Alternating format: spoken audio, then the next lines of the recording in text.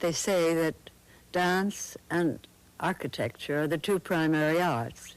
That means that you have to have the gesture, the effort, the real effort to communicate with another being, and you must also have a tree to shelter under in case of storm or sun.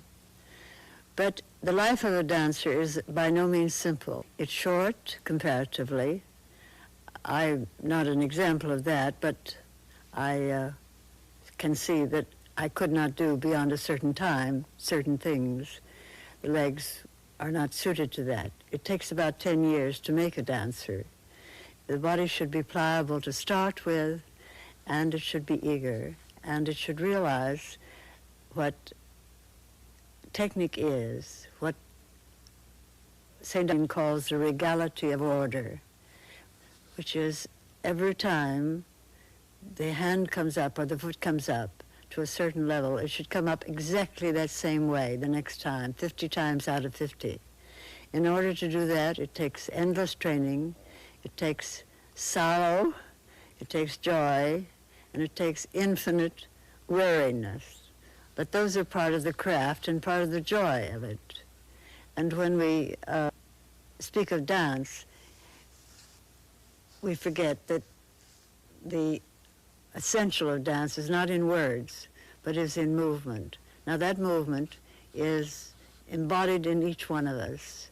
Barry said a wonderful thing about dance at one time to me. He said, Martha, everybody's born with genius, but most people only keep it a few minutes. And I think that is true. If you don't keep that intrinsic capacity, if you don't keep that attention to the slightest wind that blows, you have no place in the dance. I have a tree in my garden in New York, which was a tiny little sprout. It grows outside the barrier of my building at the back. And there's a wire fence, one of those wire twisted fences that is the no man's land, and then comes this little shaft grew up outside that and wanted the light toward the east, so it turned in the direction of the sun. I watched that little plant. Now it has become a great tree. It's almost as tall as a building, 3 stories.